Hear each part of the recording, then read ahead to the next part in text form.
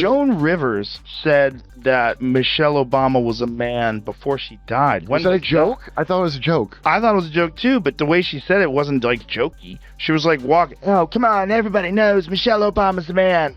Like, remember that? Yeah, like, would Big Mike kill you for that? Well, I think she died because she had 1,000 plastic surgeries, but... Yeah, she was going under. Yeah. Just these big black arms coming over. In a normal life, your marriage is the core of everything. A happy marriage produces happy people and happy children. And I just don't think she spent a lot of time on that. I mean, she really dislikes her husband. Super obvious. I'm not just saying that to be catty. I think I'm trying to feel compassion for her, but her hostility toward the guy is like unbelievable. And it's been Everything obvious. she says is negative. About him? I mean, how long have we known each other? 7. I can't even think of one negative comment you've ever made about Susie. I almost never say negative things about Doug. All right, let's dish some juicy gossip about Joe Rogan and Tucker Carlson teaming up to take on Michelle Obama's shiny image. It's not just a chat tits like they're slicing through her perfect act with super sharp jokes and no filter, her polished speeches and fancy vibe. They rip it apart like it's a fake costume at a school play. From her old White House days to her latest drama, nothing's off limits. This isn't just talk, it's a full-on roast with truth bombs that hit harder than a dodgeball. That's it. This is the one. Or the first woman president. With Obama, so let's just calm down. Got it. No, Michelle is a friend. Sounds like she's a what? Transgender. We all know. It's pretty funny how she says it. Okay, we all know it. So she's never had a real job in her life. She's like, has nothing in common with any American. She's nasty. She's a hater, clearly. She's utterly ungrateful for every special advantage she's been given her entirely. She went to Princeton, free ride, and she's mad at Princeton? Really? I mean, everything about her is like mediocre, mean, dumb, and not a single achievement in her entire life. Michelle Obama thought she'd chill after the White House with smoothies and podcast deals. But Joe Rogan and Tucker Carlson grabbed their mics like they were ready to smash a piñata. Just when everyone thought Michelle's "I'm so good" act was old news, she popped up with a Netflix deal and a new controversy, like she's serving drama with a side of kale. Now that he's a Netflix producer, along with his 8-adult wife, Michelle, he's producing more racial division. The latest is called Leave the World Behind. It's a fictional thriller about the collapse of technology and what humans would do with no phones or computers. The movie follows a family on vacation at a rental house, and one night they're visited by a father and a daughter who show up seeking shelter. They say their phones no longer work and they need a place to stay. So immediately the white family, because they're evil, that's encoded in their DNA of course, is suspicious of the visitors because they're black.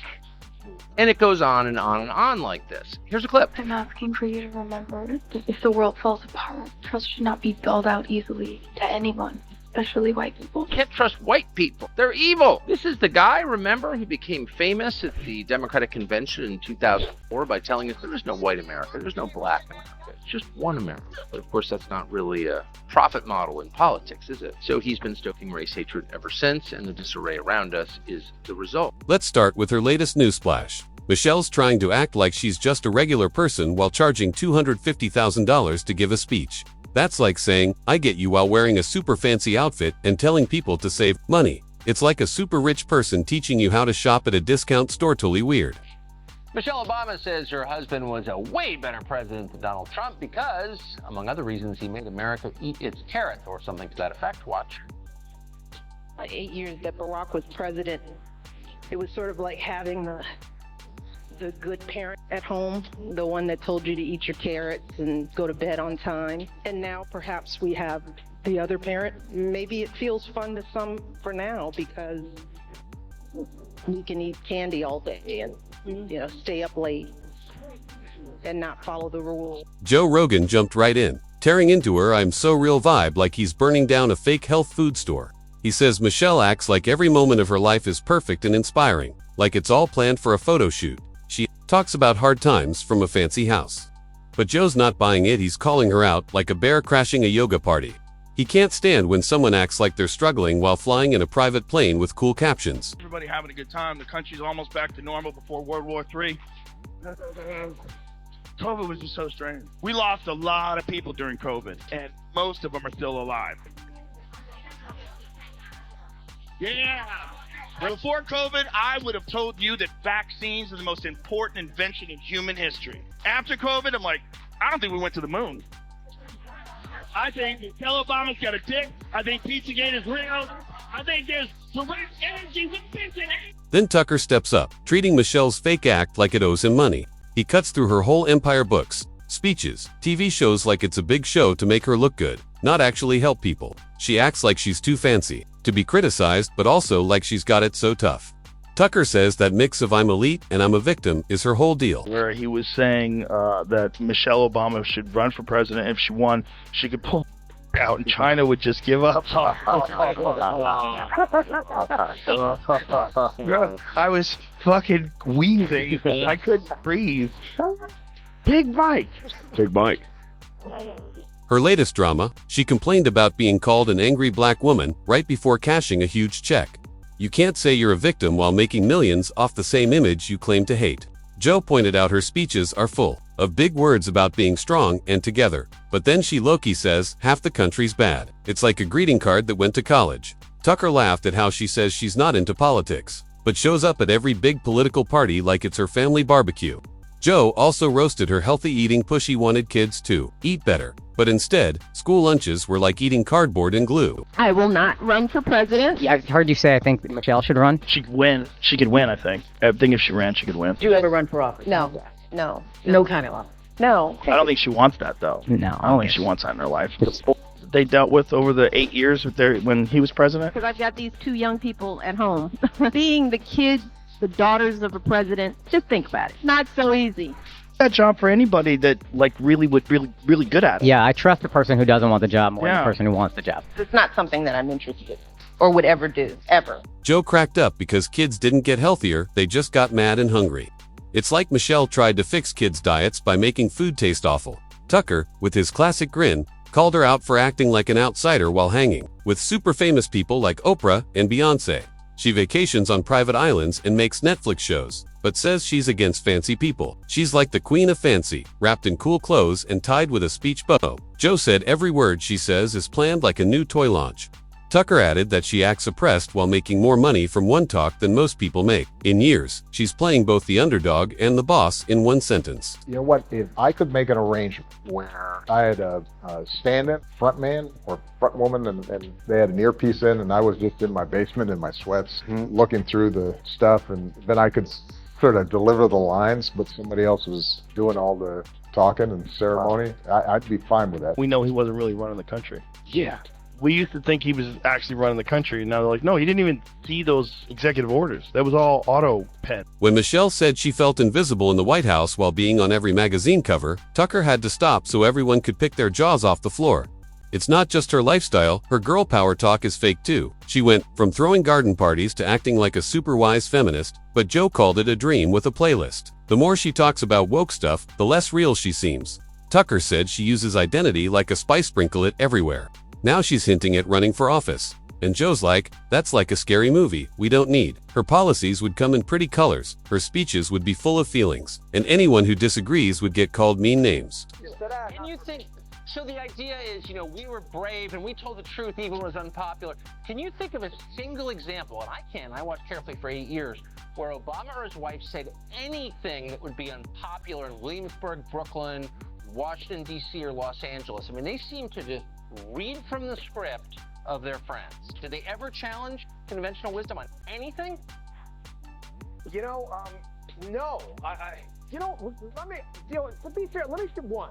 There was one time I heard him give a speech about Vietnam veterans, and I thought it was a good speech, and he basically gave no safe harbor to people who had attacked our Vietnam veterans. Tucker didn't even need to stretch the truth. He just described Michelle campaigning with yoga teachers, diversity experts, and fancy cooks while saying she's for regular people. Imagine her at a health food store for votes or giving big speeches from a vision board.